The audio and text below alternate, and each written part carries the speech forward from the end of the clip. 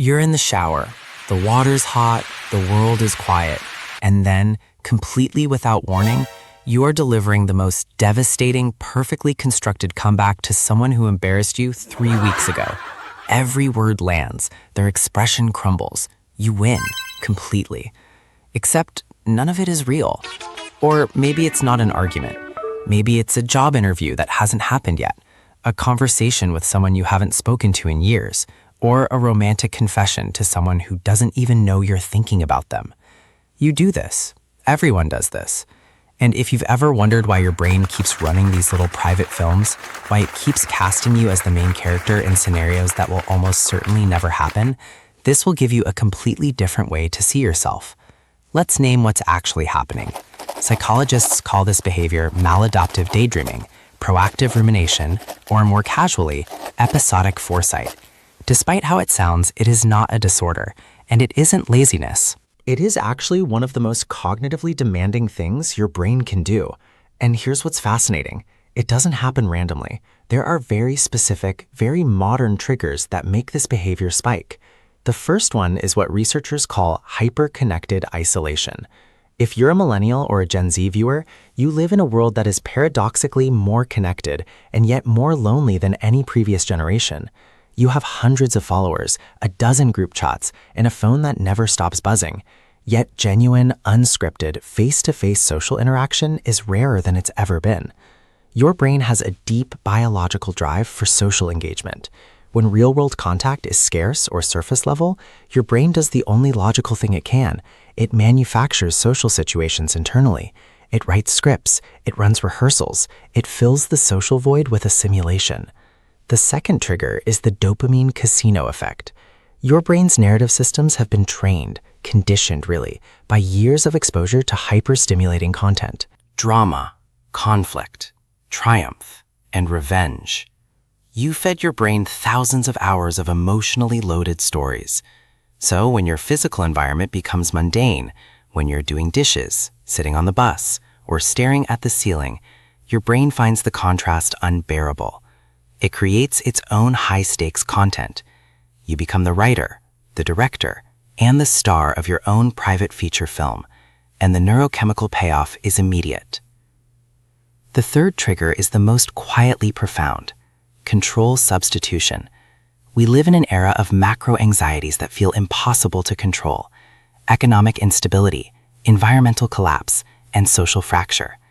When people feel powerless on a large scale, the brain compensates by constructing micro-worlds inside the mind where it holds absolute power. In your imagined argument, you always get the last word. In your fake interview, you have all the right answers.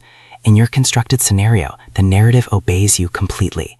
It is the brain engineering a pocket of certainty in a world that offers very little. So to be clear, you are not being delusional. You are not being unproductive. You are using one of the most sophisticated tools in the human cognitive arsenal. The only question is, what is actually happening inside your skull when you do it? Here is where it gets extraordinary.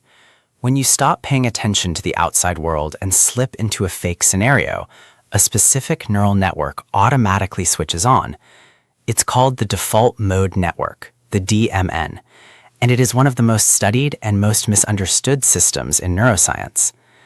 The DMN is not one single place in the brain. It's a coordinated circuit. There are 3 major nodes. First, the medial prefrontal cortex, which handles self-referential thinking, basically anything to do with you. Then the posterior cingulate cortex, which anchors your sense of personal narrative. And finally, the angular gyrus, which integrates memory, language, and meaning. When all 3 fire together, you generate a vivid, coherent internal world. In brain scans, the DMN literally lights up like a city at night the moment a person stops engaging with the outside world. Now, here's a fact that tends to genuinely stop people.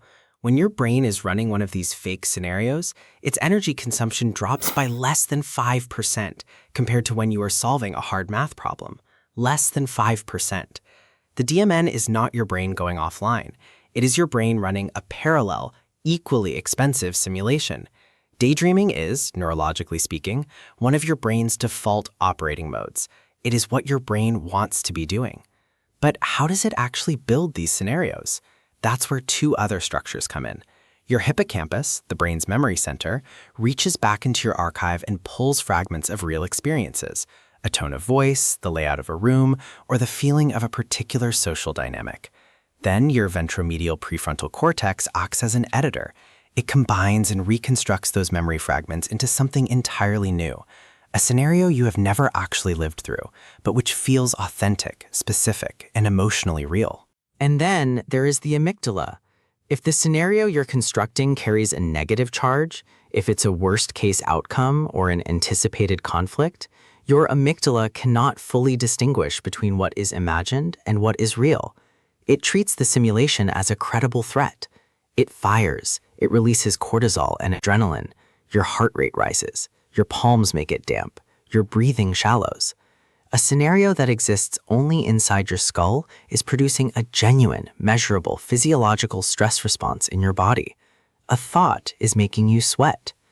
Conversely, when you construct an idealized scenario, a triumphant confrontation or a romantic moment going perfectly, the brain rewards itself with microbursts of dopamine, the pleasure chemical, and endogenous opioids, the brain's natural satisfaction signal. It feels good in a muted, private way. And because it feels good, the behavior reinforces. The loop closes.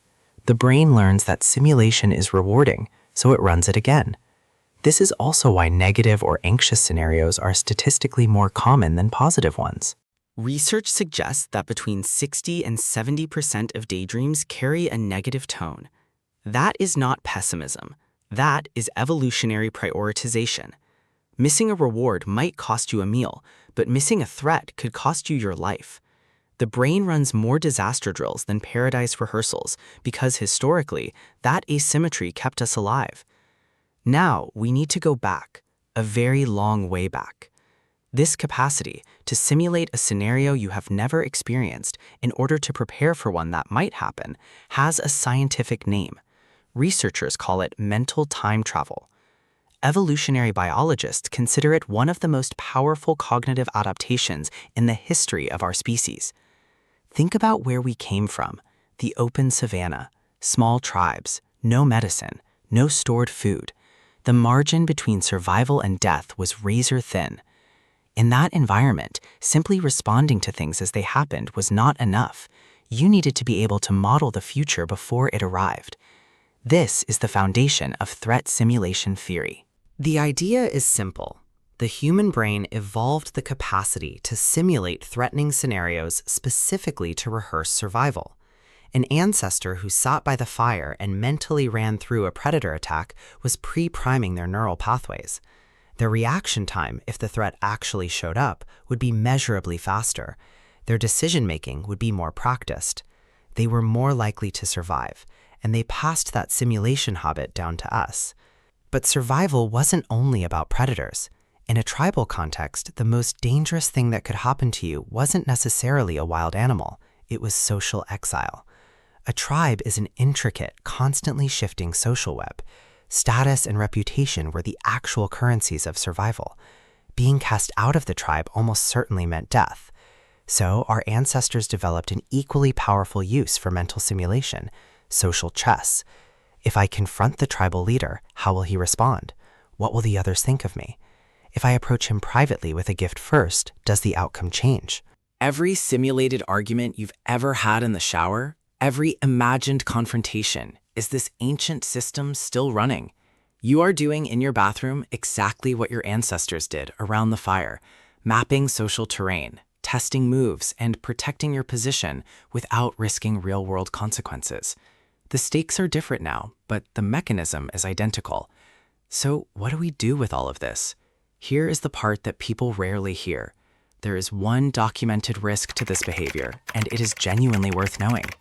Cognitive psychologists have demonstrated that intensely visualizing a detailed fake scenario repeatedly over time can actually alter the architecture of your brain. The brain can begin to tag the fabricated scenario with something called source confusion.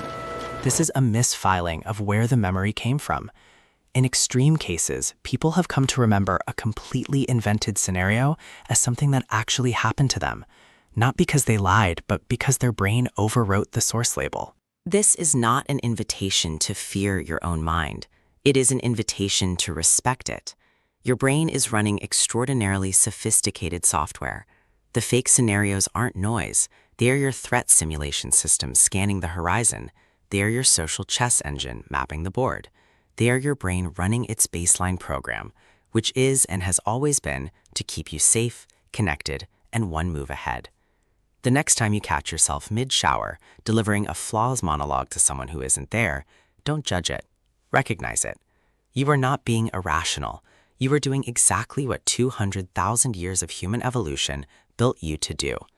The scenarios are fake, but the system running them is one of the most extraordinary things in the known universe, and it lives right inside your skull.